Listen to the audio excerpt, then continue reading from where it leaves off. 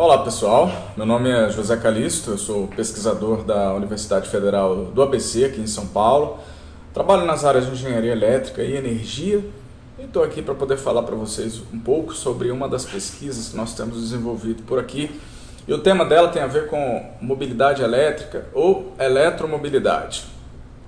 Esse termo é um termo, se você não ouviu falar, anota aí, porque vamos ouvir falar muito sobre ele daqui para frente. Mas ele denota o conceito de uma transição que temos mudado, que tem acontecido conosco atualmente no setor de mobilidade. Então, existe a tendência de que em breve, dentro de algumas décadas, nós tenhamos 100% da frota de veículos completamente elétrica em todo o mundo. Nós temos um estudo feito pela EPE e em 2050 nós vamos ter aí uma frota composta por cerca de 15% de veículos elétricos e 85% de veículos híbridos. Veículos híbridos são aqueles que não funcionam somente com baterias, aceitam também uma outra composição, de preferência um combustível não tão poluente como a gasolina, por exemplo, o etanol, o gás, por exemplo. No mundo inteiro, nós já ultrapassamos a marca de 5 bilhões de unidades de veículos elétricos em todo o mundo. Para o cenário de 2050, a previsão é que no mundo nós tenhamos mais do que 1 bilhão de veículos. Inicialmente, nem todas as pessoas estão dispostas, estão a fim de comprar ou têm preparação financeira para comprar um veículo elétrico, que no momento é muito caro. Isso nós chamamos de um comportamento não homogêneo. Funciona mais ou menos assim. Se eu compro um veículo elétrico, o meu vizinho ele vê, também quer comprar um, o amigo dele também quer comprar um, até chegar a uma difusão de veículos elétricos. Haverá um ponto onde haverá um momento de inflexão. É o momento onde o preço para se comprar um veículo elétrico ou para se manter um veículo elétrico ele vai se equiparar ao veículo a combustão, ao veículo tradicional. Aí sim, a partir desse momento nós teremos um aumento na penetração bastante elevado aí, até alcançarmos os níveis esperados para o horizonte de 2050. Para o aumento da disseminação de veículos elétricos é necessária infraestrutura. Vamos imaginar que o veículo elétrico ele é carregado na tomada, ele é como um celular. Você pluga, ele carrega as baterias. Você pode carregar ele na sua casa, né? É possível adaptar lá uma unidade de recarga e você recarrega ele na sua casa, só que é uma recarga lenta, ela demora horas. As infraestruturas de recarga rápida, para que você consiga carregar o veículo não demorar tanto, 20 minutos, 30 minutos, já completar 80% até 100% da bateria, elas são caras, elas são normalmente instaladas em algum shopping center, na rua, em algum local seguro de fácil acesso. Por isso a necessidade de infraestrutura de recarga. Eu vou dar um exemplo para vocês. Eu agora vindo gravar esse vídeo, eu entrei no carro e o indicador do carro ele avisou que eu estava ficando sem combustível. Eu dobrei a esquina, tinha um posto de gasolina, eu fui lá e abasteci, botei etanol e pronto, pude seguir viagem. Agora eu pergunto, quantos de vocês já viram uma estação de recarga por aí na rua? Talvez já tenham visto, mas elas não são tão comuns quanto um posto de combustível, por exemplo. Então, esse também é um motivo de que muita gente às vezes não compra um veículo elétrico, né? Às vezes ele pergunta, mas se eu estiver na rua e ficar sem bateria, por exemplo, como eu vou carregar o veículo? Isso é uma realidade, né? Algo que tem que ser considerado.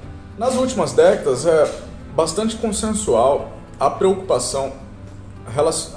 preocupações relacionadas ao meio ambiente, aquecimento global, efeito estufa e tudo mais.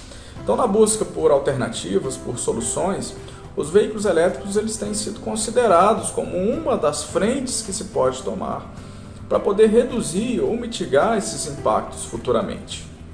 E aqui eu posso colocar o ponto-chave da contribuição dessa nossa pesquisa para a sociedade como um todo. Contribuir para a disseminação dos veículos elétricos aqui no Brasil. Através disso, com o avanço das tecnologias, é possível que a gente tenha acesso a todos esses benefícios que os veículos elétricos trazem, não só para nós, quanto qualidade de vida, mas também para a sociedade como um todo. Porém, existem duas questões elementares, dois problemas essenciais que nós precisamos pensar nesse contexto. O primeiro tem a ver com a localização dessas estações de recarga. Se inicialmente não tem tanta demanda de compradores por veículos elétricos, quais são os locais mais apropriados para instalar essas estações? Onde elas devem ficar? de que forma elas devem ser instaladas. Então existe uma preocupação nesse sentido. Uma outra preocupação é que elas são altamente onerosas, precisa ter cuidado, cautela para que o usuário faça bom proveito, tenha fácil acesso a ela, e aquele que está fornecendo esse serviço para a sociedade, ele possa ser bem remunerado, né, adequadamente por isso.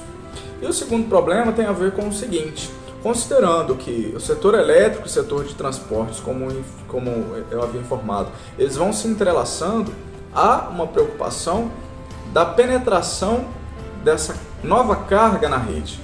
Todas essas estações, todos esses veículos elétricos aí, eles vão ser representados na rede como se fosse uma residência qualquer, né? Precisa de energia suficiente para poder suprir essa demanda nova, esse novo aparato tecnológico que vai sendo conectado na rede elétrica. Então nós temos preparação para isso. Qual é a subestação mais adequada para conectar essas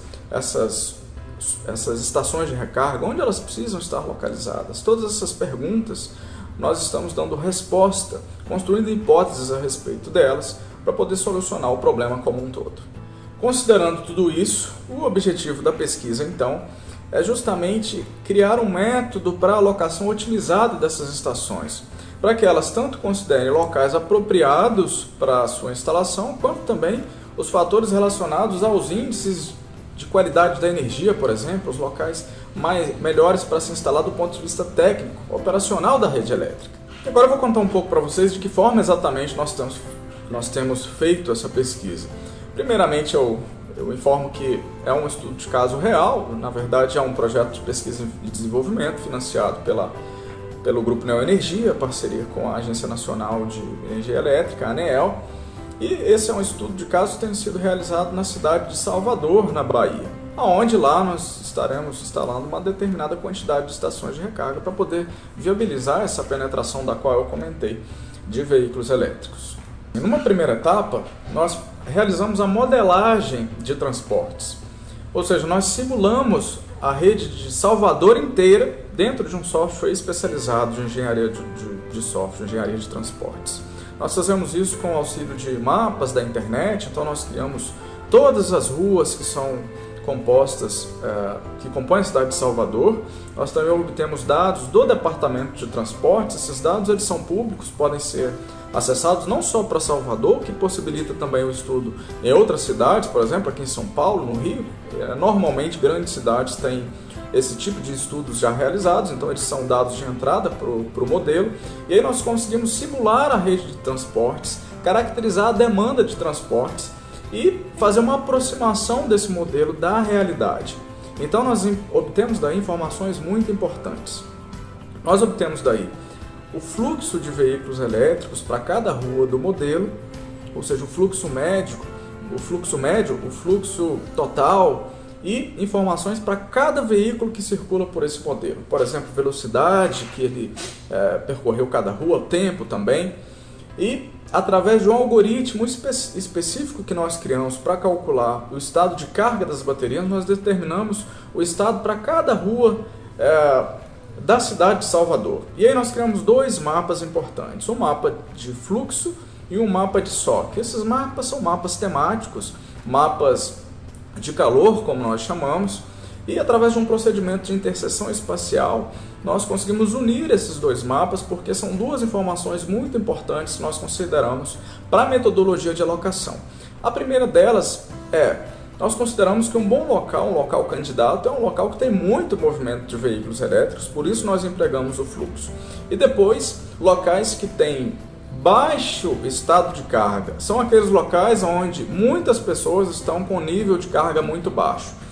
E associando isso a locais previamente determinados, shoppings, por exemplo, outros postos de combustível inicialmente, nós temos então os locais apropriados para essa instalação. E aí nós passamos a considerar o segundo problema que eu relatei, que são relacionados a questões técnicas, né, do setor elétrico. Em qual subestação nós vamos conectar essa estação de recarga em específico, ou esse conjunto de estações de recarga? Então, através de um outro algoritmo, nós conseguimos determinar o melhor ponto de conexão, considerando aquele que vai precisar de menos obras para poder ser instalado, o que vai ter a viabilidade econômica mais adequada, vai se gastar menos dinheiro para conectar aqui do que conectar ali. E também tem uma questão de sobrecarga da estação. Se aquela subestação da distribuidora de energia já está sobrecarregada, aquela não pode ser uma estação considerada, e tudo isso nós consideramos nessa etapa do estudo. Então é isso, pessoal. Nós temos um cenário de grandes mudanças, é um cenário atual, mas que se projeta para o futuro. Como nós vimos, os veículos elétricos estão chegando, as estações de recarga estão chegando, vieram para ficar, tem diversos benefícios, como nós podemos ver, e por esse motivo pesquisas, projetos nessa área, eles precisam ser desenvolvidos para possibilitar o avanço dessa tecnologia no Brasil. Isso traz oportunidades de negócios, traz melhoria na qualidade de vida das pessoas, menor impacto no meio ambiente, traz também melhoria na economia, crescimento da indústria, porque tudo isso traz um destaque, pode trazer um destaque do país no cenário mundial, no cenário internacional que diz respeito à mobilidade. Então é isso, deixo meu abraço a todos, agradeço pela atenção.